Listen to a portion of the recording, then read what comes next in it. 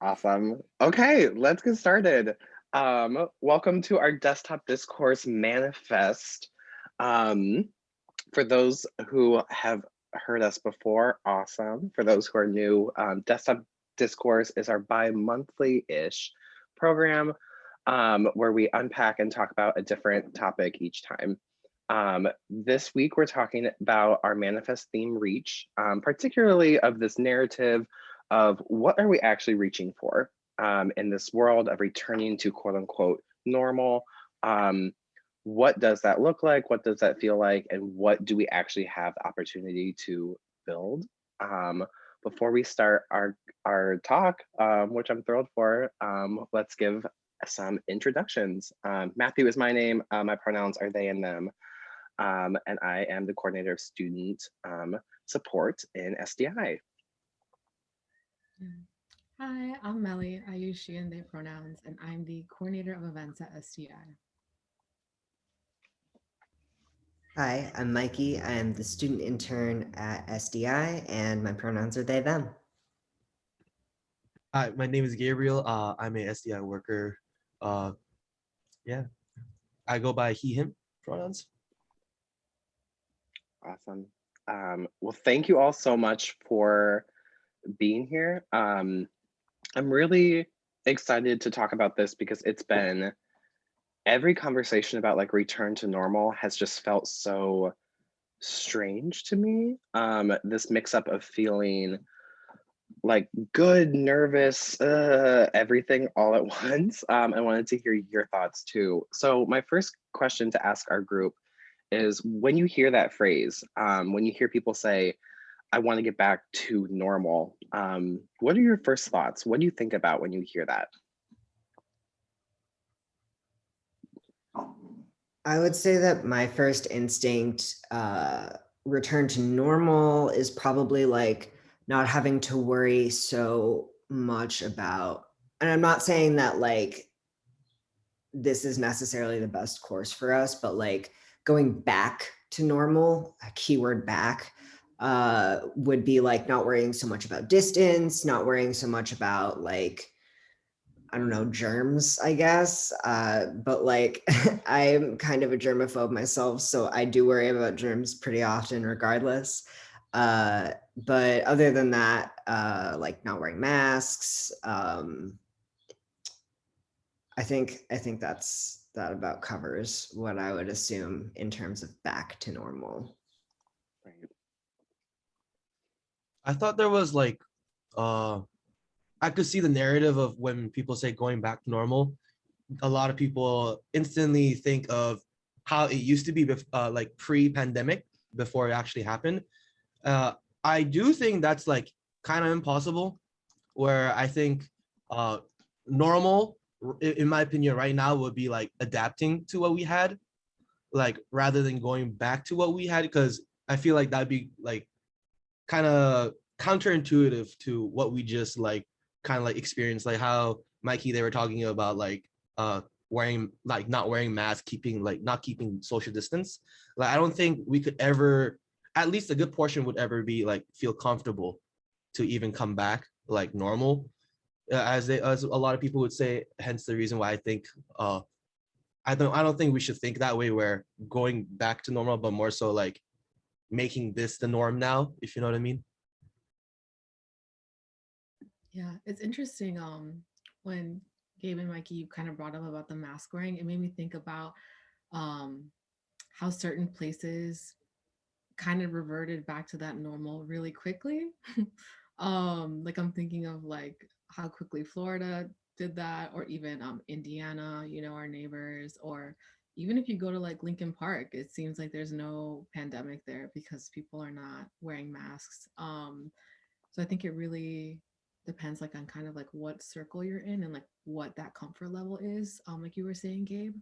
Um, I hope we can reach like a normal that is safe for everyone, and like where we still get to um have those things that we miss of like socializing and being with our communities, but in a safe way, that doesn't put anyone in danger. um when I think about a new normal, I think about, or going back to normal, my immediate thought is just no. In terms of what that would mean for everyone on a kind of structural level, like I think about us like in higher education, you all as students and Maddie and I as staff, and how it's been so nice to have a lot more flexibility in um, just having to physically be somewhere. Though I don't want to work online forever, and I'm sure like online classes have had its own struggles. I think that adapting to the good changes that that brought would be so helpful, especially from like an accessibility standpoint, and even just from like a health and wellness standpoint, to not use so much of our energy, um, to have to physically be somewhere when that work can be done just as easily and sometimes more efficiently, online or at home, or hopefully someday like in a cafe or like a library as well. Right. Those are all such great points because I think, Mikey, I think you said it, but I think you're right. Like at its core, this narrative of like getting back to normal, or when folks say that, right, it's like wanting to get back to feeling safer and do some of the things that they enjoyed before the pandemic, which at its core, of course, that's what I want. Like folks want, but Melanie and Gabe, what you said too, like the context of that matters. And I think the context of how we talk about it will really frame what that looks like going forward.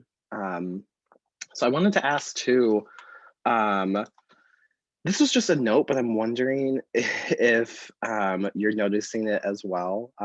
I feel like, especially at the college, as soon as COVID restrictions kind of loosened and we could have more people in a room, or the guidance was from 6 feet to 3 feet, or something along those lines, meetings just like tripled. There was like way more outings, way more events, way more meetings to plan all of that, because obviously all those things take time to coordinate. Being a college, we have bigger teams. Um, and it seems like this framework of like, we're going back to something where you can enjoy more just felt immediately like this is just immediately really, really stressful.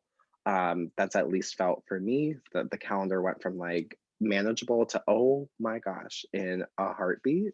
And I can't shake that as we go into the summer and the fall when we're talking about this return to more things that we enjoy and like, just knowing how unsustainable those things can be. Um, I was wondering if you've noticed that, or if any comments of that resonated to any of you.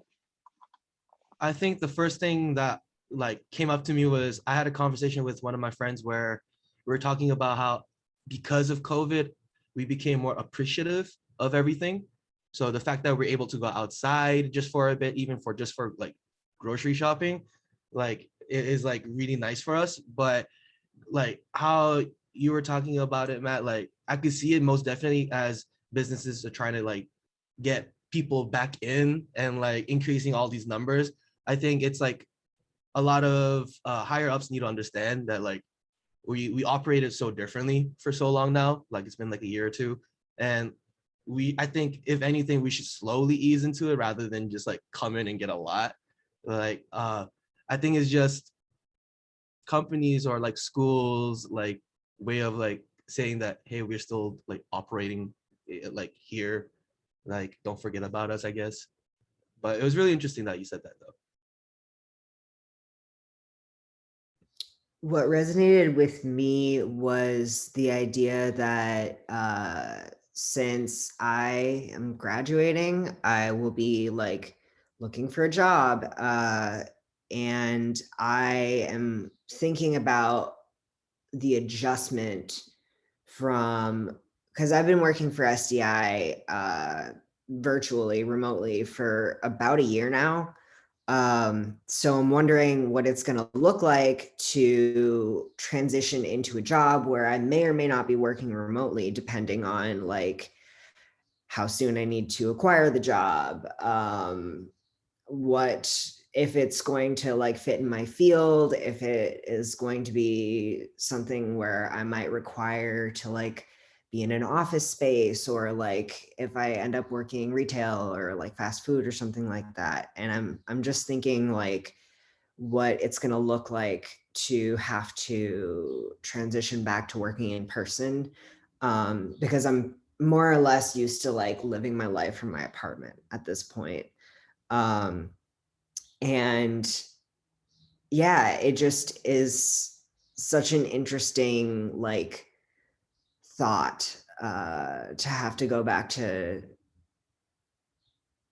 living my life in person potentially, because I'm used to like being able to angle myself so I look a specific way on camera, or being able to turn my camera off completely. um, and yeah, I don't know. I think it's just going to be such an adjustment to interact with people in person, like if I must at a certain point. Yeah, definitely. I feel like that's kind of slowly been happening for me, like interacting more. And the first couple times, I feel like I recognized how I kind of just, um, like my small talk muscle was very like not there. Like I just felt like I was kind of like, sixth grade Melly again, like super shy, super like, oh my gosh, somebody's talking to me. What do I do? Um, and I think too, I think just as you were saying, Matt, about that kind of feeling of like that calendar's like booking up and kind of stress and overwhelm. I feel like I've been noticing that a lot as well, and just trying to really be conscious of how that all lives in my body. Like if I'm in a group of people, like out in public, like or at some like gathering or event, like do I feel like the tension? Do I feel stress? Do I feel anxiety? And I think those things have definitely been present, especially a lot in the beginning. Um, so I think after like outings, I noticed that I'm like a lot more tired when I get home and I kind of need a lot more like steps in my routine to unwind and kind of let that um like adrenaline almost kind of like release from my body, because it's just so different from like interacting in your home for the last year. And especially I think about how like I've been in like contact with the same four people I've been living with for like a year. So like seeing more people in person and being able to hug or being able to like be with other people unmasked, without so much worry, um, is really different. But I think for the most part, while that like anxiety and overwhelm has been present, it's also been super joyful and exciting, especially that it's coinciding with like spring and summertime. I just feel all of that like warmth and energy coming back in this really beautiful way. And I'm just so excited for things to hopefully continue to get better. Yeah, I am going to be sitting on the beach a lot. I'm manifesting it now. Hey, I'm manifesting it. Look at that. um, yeah, there was something. You're looking for it. I'm thinking in term like yes to everything. I'm thinking especially for like I'm looking into next year in terms of work, and I'm thinking about Mikey and Gabe. You're being recent graduates, starting full time work, or some sort of work. Um, I don't know. I've been thinking a lot about the language over this past year and a half of like movement language and mutual aid language has been more prevalent, or for a lot of folks, it's like they've heard of it for the first time in this past year and a half, particularly last summer, but also when like COVID started, about like the need of mutual aid work. And I've been thinking about that because I feel like a lot of what we've just talked about is like the potential for burnout to be really, really real. And burnout is something that we like you address or you try to build the infrastructure in when you're doing movement work or mutual aid work immediately, like, because they say like the movement and the work continues, but that's not like an individualistic thing. It's a movement. It's not on you, Melly, or you, Mikey, or you, Gabe. It is a movement of people. And I'm just thinking about how much that isn't how like jobs work under like capitalism or in education in America or in most fields in America. It's this very like individual thing.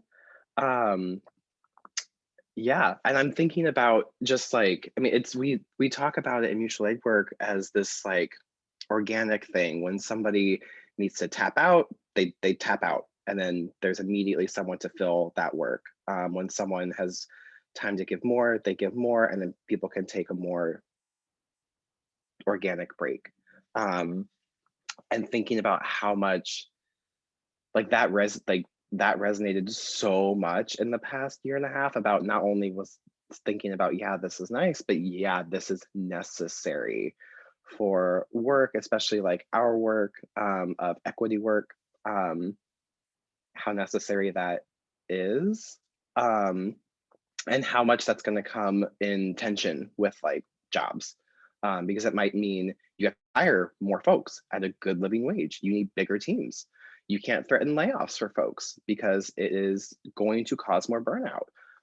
You have to have a budget for your workers that allows them to kind of like organically take breaks rather than just frame it in PTO. And I'm thinking about like as we're building whatever the future looks like, that's kind of the lens I want to look through so that we can like we can be in touch with ourselves more and not feel the tension of like, but the movement work or the work that we have to do will just stop, because that's not how it should be. And I think we've seen that a lot over the past 15, 16 months. So I wanted to ask from there, because we're talking about like prioritizing things, and like agency in that. But going forward, especially as like recent graduates or like prioritizing what, I frame it as like work, but I mean it as like where your energy goes. What do you want to be focusing on? Either a prioritized work, a project, or just where your energy goes. What feels organic right now to prioritize? For me, I feel like whatever gets my bills paid right now, just because it's kind of hard through quarantine and how a lot of people were like laid off. I do think like what you're asking is very important, because like honestly through the pandemic I kind of knew what my self-care routine is, like what I need for myself. Most importantly, like a lot of these things I didn't really know that I necessarily needed in my life until like I stayed at home for like a whole year, like uh I definitely think I'm going to be at least prioritizing on like my field of work, but I do think a healthy balance is what is needed. But as we all know, we can't kind of we have to have like a balanced triangle. We can't have like more of one thing. So I think it's just gonna a lot of like next year or the coming years now is gonna be like people fighting for that healthy balance, because I feel like COVID, it made like the balance of like self-care a lot more than a lot of other aspects, in my opinion, where uh I at least didn't do much but school and like my job with SDI. So it's kind of like, okay, after I've done this now, like the set stuff I have to do, now what do I do for myself, But I think without quarantine, when that happened to me, I'm just like, okay, I probably have to go outside or like, uh, go for a walk or something. But I don't know, it's just so weird to like rebalance everything that I've done during like COVID.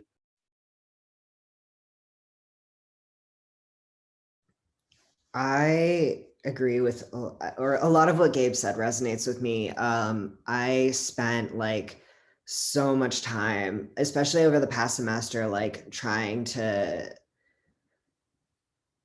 kind of keep my head above water with school and like making sure that I was like keeping up with my work at the same time. And neither of those particularly felt like a crisis situation, but it felt incredibly urgent. Um, and I would say that a lot of that is like internalized pressure to like distract myself from like any sort of like fear or anxiety around like uncertainty about the future. But I would say my priority in the present is probably around job searching because I still don't have a job for after I graduate because that's right around the corner. Um, I I want to feel stable. Ultimately, my priority is feeling stable. Um, and once I feel stable, I think I I kind of hate framing it in this like magical thinking kind of mindset because I know that this is not necessarily how it works, and like it's more of a process than I am like framing it as.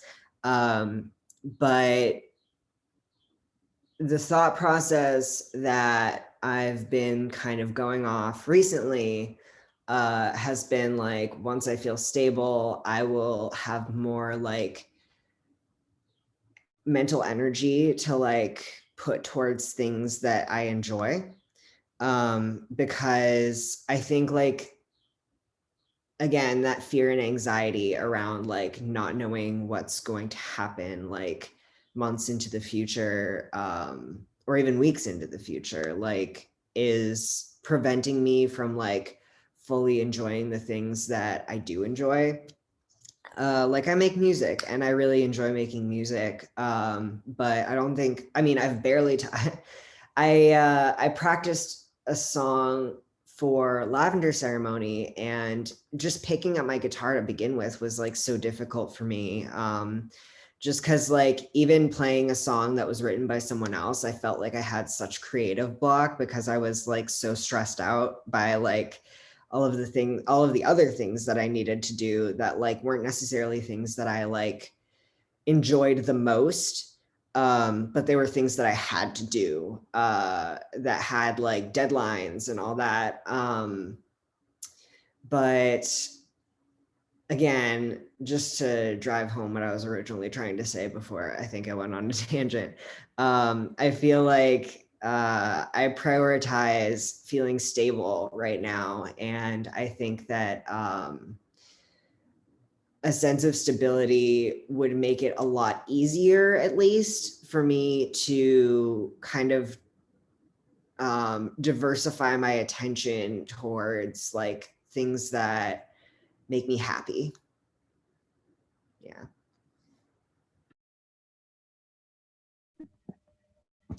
Thank you both so much for sharing. I like resonate so much with like both of what you said, and I think that yeah, like you mentioned, Gabe, like this was such a time to like bring that focus inward, but also we couldn't help but focus on anything else because if we're like home all day, you know. Um, yeah, I find myself trying to do my best to bring myself back to this like balance of um wow, I had a really good word for it and I can't think of it. But just some kind of like equilibrium that makes me feel good. Yeah, I resonated with what you were saying, Mikey, about kind of like not being able to focus and like using like distractions. I kind of went the opposite route though, and like dove myself into things that I knew would bring me back into some kind of present moment. And things that were like I tried a bunch of new crafts and hobbies this year. And it was nice because they were new, so I had no attachment to being good at them. Um, and it was nice too because like I tried like embroidery and like spoon carving and pottery, um, and all those things were things I had to do like with my hands, which got me out of my head, which was so nice because I feel like in moments of anxiety, I just kind of like what if on everything. I can spend hours or days just not really being present in my body, and it just turns into this really like destructive cycle for me. So diving into these kind of new things that I had to focus on because I had no idea how to do them. So I had to like read instructions and watch so many YouTube tutorials. It was nice to like distract my brain and like kind of bring me back into some kind of um, like calm and gentle focus. Um, and it brought me closer to that sense of stability that you were talking about. It's definitely not like a perfect solution, but it was really helpful, and I feel like I'm excited to continue doing things like that because I feel like they're fun, and also I feel like the just the benefits of them continuing even when I'm not doing them. And yeah, I will reiterate again, I'm excited for summer.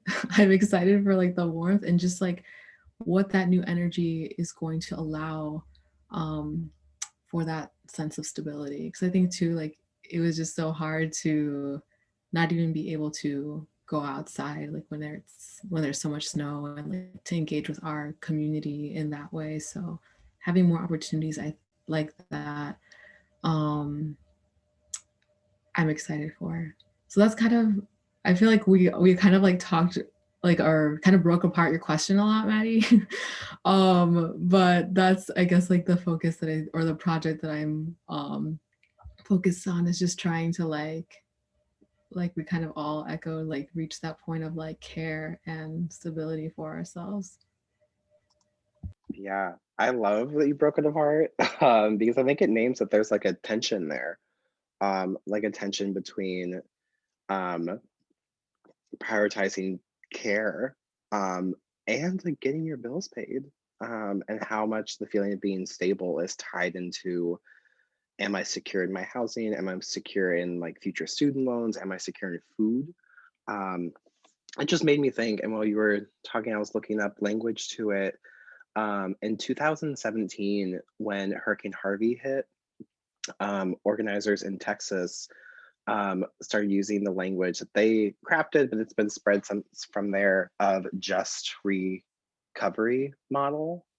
Because in the language, when the hurricane hit, there was this narrative of like, we need to get back to normal. We need to get the folks to where we were before. But especially in like areas where it hit the most, they're like, absolutely not. We've been organizing to get back to like prioritizing care for ourselves for decades, and you framing it as going back to that is harmful. So they framed it as this like just recovery model, saying we need to recover, we need to heal, but our prioritizing is going to shift. Our prioritizing for us, for the people that we are with, is going to shift, and that's going to cause tension, and that's going to cause like new demands, firmer asks, especially those who hold capital and power. They will have to shift, whether that is forcibly by like the folks that work for them or something similar. But I was thinking of that model when you talked, is that this lens of recovery in a just way can cause a lot of tension. Um, and I'm recognizing now that it's a lot, at least what I'm seeing is um, like in these conversations of going back to normal, it's almost framing it as like the pandemic is done, um, and we can start shifting or something like that. And I think in some senses, yes, we can, but it's hard because like this crisis is still ongoing, right? Um, and it's just it's hard. Um, well, I wanted to ask our last question, and it brings us back to our theme of reach for manifest, which the more I thought about it, the more like enjoy digging into like what feels like a reach, what could we actually reach for, what such an interesting word. But one that I sent to you all that I wanted to share now is this quote that I'm not sure who the quote is from. I've seen it like attested to a couple of folks. So I'm going to read the quote and then I hope folks find the quote creator, whatever that is. But the quote is, "The person who plants the seed for the tree they'll never know the shade of is starting to understand the meaning of life."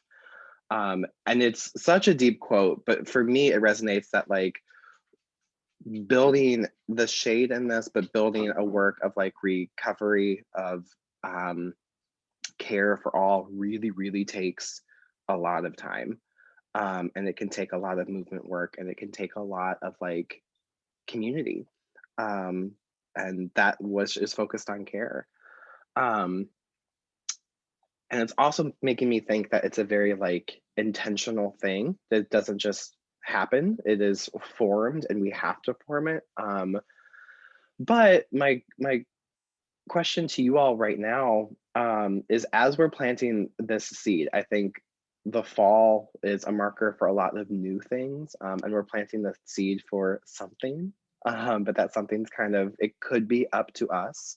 So my question is, what do you want to be reaching for right now? What do you want that seed to shade to actually look like?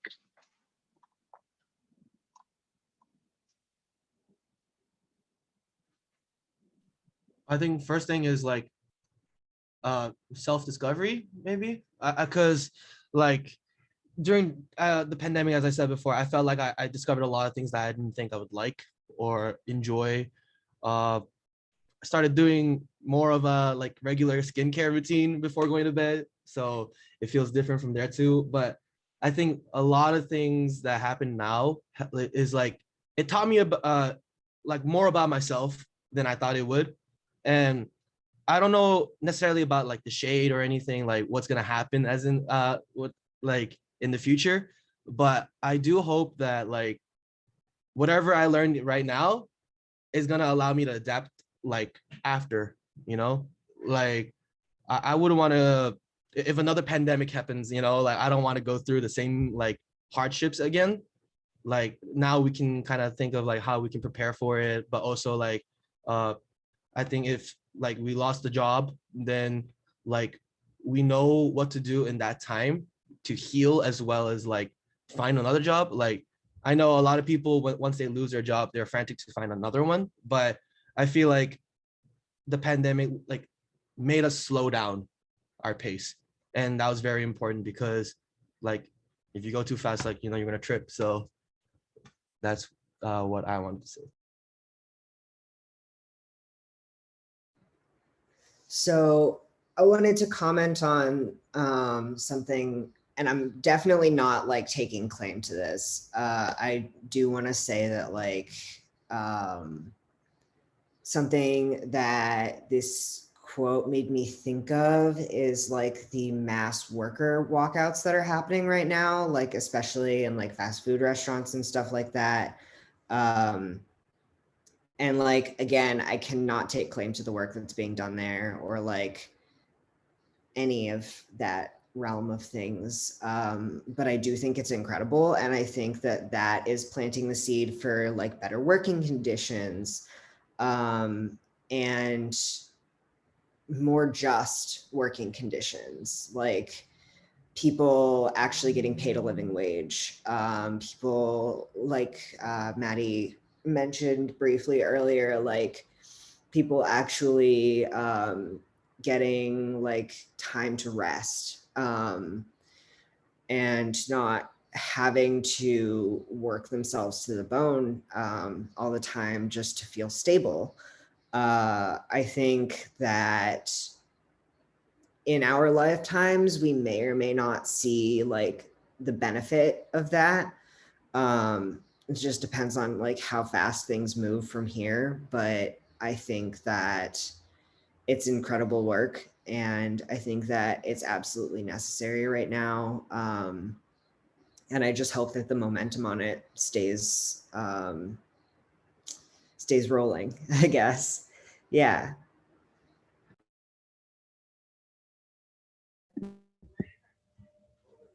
Yeah, I feel all of that.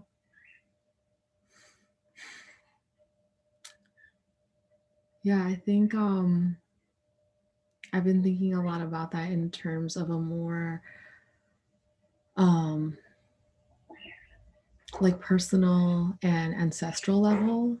Like when I think about histories of like work and rest, and can see even in the generations above me in my family and my community how there is that inability to rest, even if there is a day off or options to take day off. Like there's kind of this something that exists like in the like nervous system of just, well, we got to keep going, you know. I'm kind of echoing that like burnout conversation we were having. And so when I think about like planting seeds, I think about my own kind of personal transformation, and kind of like planting seeds of change in my lineage, in my community, and how I kind of already see that taking effect of just like we can be models for each other of how we want to see the world and for ourselves, you know, even if that's not the world or the structures that we're living in. I think that witnessing how much our communities were really visible last summer and like always have been, um, was putting that kind of on a main stage of we can model the world that we want to live in, and like making that those changes in our personal lives, being supported in those changes by our community, um, really makes me just hopeful. And I think something that we like talk about in terms of like systems is like a resistance to change, right? That's why like these walkouts and things are happening. I think what we talk about less though is the resistance to change, um, like on a personal level, like that work of like decolonizing and recognizing where those systems are present in us and in our communities and families. Like there's so much to unlearn. And I think that like that's just like a whole like another thing, but it's just as important as dismantling like the systems outside of ourselves, because if we don't dismantle them in us, we just end up perpetuating them in ways that we may not even be aware of. um, yeah, and I think that like our like the communities that we're a part of, that we are a part of like an SDI, we're so good at like checking in very often about things that are working and not working. So again, it's just like another model for us to learn from and lean on as we take these messages and stories into like our inner and outer worlds.